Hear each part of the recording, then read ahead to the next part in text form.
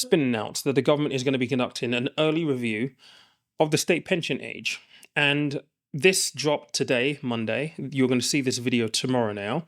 What I want to do in this video, though, is just run through the article so that we can kind of garner and understand the thinking behind an early review of the state pension age. If you go down here to the opening salvo of this article, it says the Works and Pension Secretary has announced a review of the state pension age. The government is required to conduct a review into the state pension age, currently 66, every 6 years, but it appears to be starting this one early as the last one concluded in 2023. So 2023 should have taken them up to 2029. We're in 2025 right now. So clearly there is a big reason why they're looking to do this review much, much early. And I think I have an inkling as to why that is. Now, there's been a lot of debate online. There's been a lot of articles and rumors about the fact that the state pension needs to be means tested and will be means tested at some point. We've had Kemi Badenoch even talk about the fact that it's a conversation they're willing to have in Parliament. Now, what is the reason for that? The state pension is funded through the tax take currently, and with items like the triple lock that promise to increase pensions for retirees, means that the burden on the government in terms of their future pension payouts, given the fact that we have an aging population now, the pension payout is going to be much, much larger when you get to 2040, 2050 onwards. And then the sustainability of the state pension not only comes into question then, it's coming into question right now, particularly with this idea that we don't necessarily have, or we don't seem to be projected to have, a large enough workforce to pay for that state pension. So those two things may or may not be connected. Now, what might we find in this? The article doesn't give us a lot, but what are the possible outcomes? The possible outcomes are that they push the state pension age forward, which is what has been recommended a number of times, to 68. That's been expected.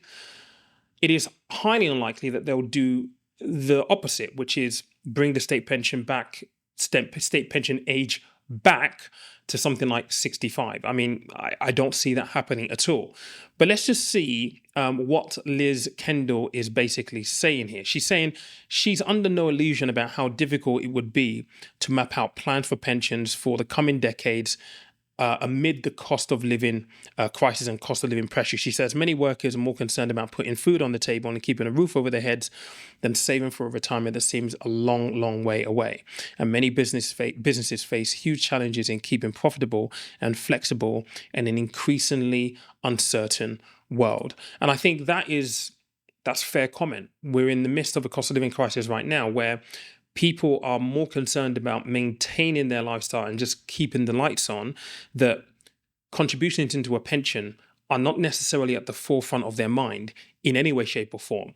And when you think about it from the business point of view, because, they also have to contribute into a pension, a lot of businesses are struggling to even be profitable in the first place. So there is a very fine line here for the government to try and, I guess, keep, in terms of you want to make whatever changes might come down the road palatable for consumers, for people, individuals, and also for business as well.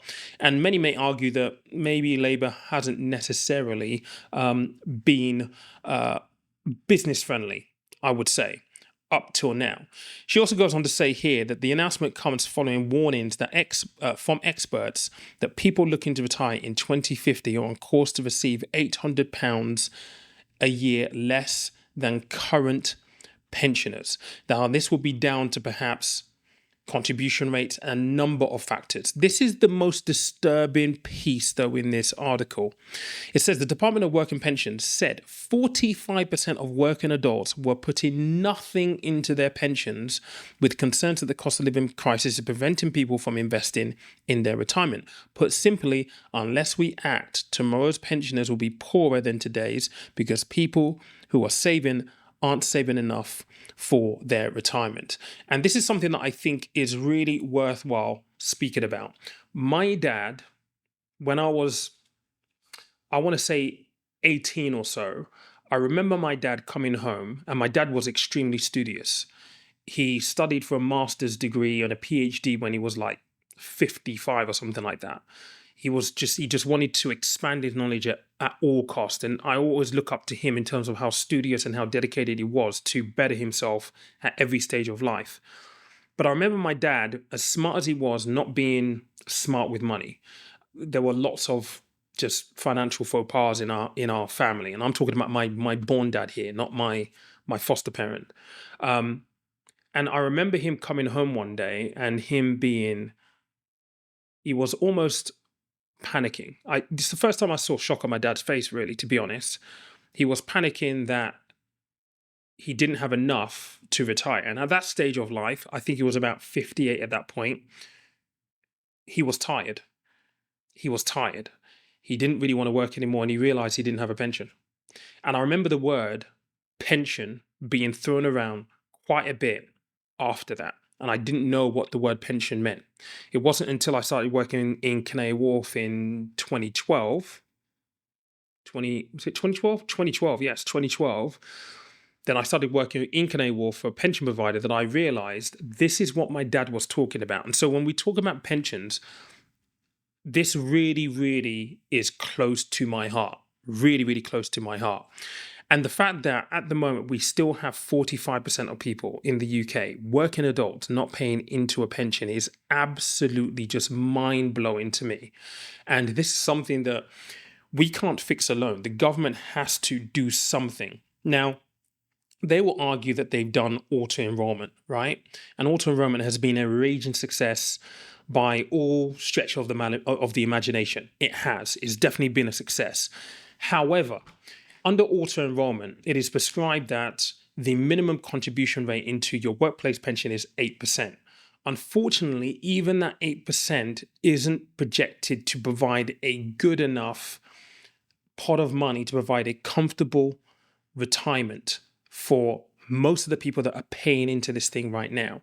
So what the government is going to do here, I don't know. And I don't know what the consequence of this early review is going to be, but I'm almost certain that it's going to end up being something along the lines of we have to increase the state pension age so that we can continue to have it be sustainable, especially if they decide to keep the triple lock, which all of the governments, Labour, Tory, all of them have committed to keep.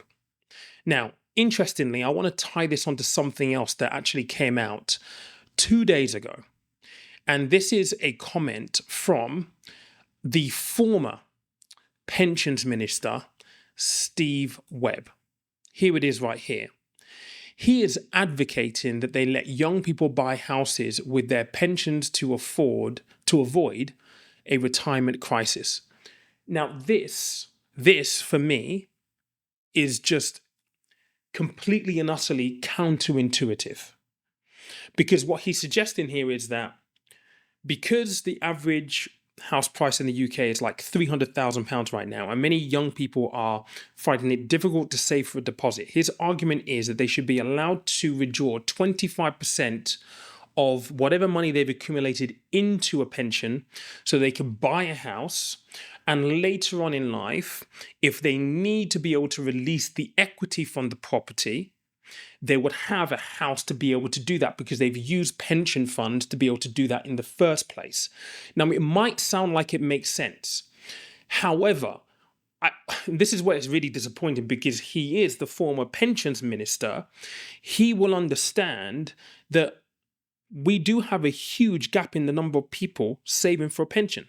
45% of working adults are not saving into a pension, let alone the fact that the early years, when you first begin investing into your pension, into your workplace pension, those years are the most important years when you think about compound interest and the fact that this pension is going to be in its pension wrapper for decades. Those first 10 years are absolutely crucial. So this idea that he will allow people to take out 25% to acquire a property, for me, doesn't really make sense.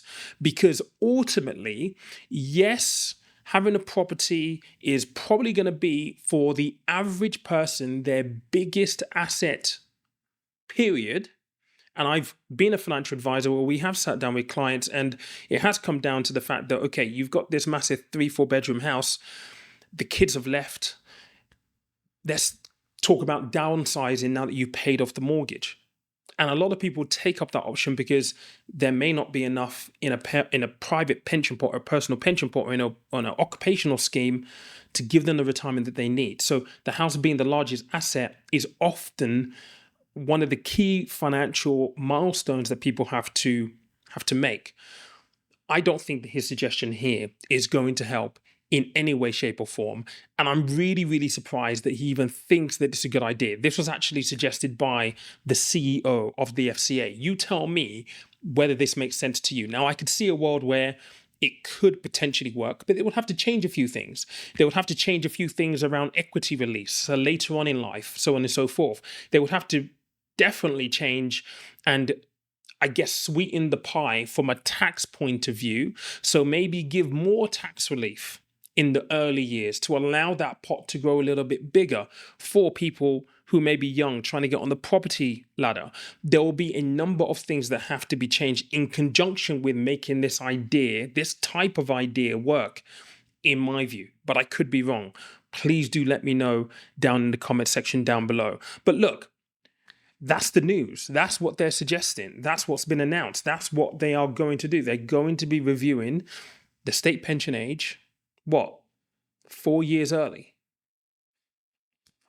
I cannot see how this leads to anything but an increase in the state pension age because of life expectancy. We're living longer, unfortunately.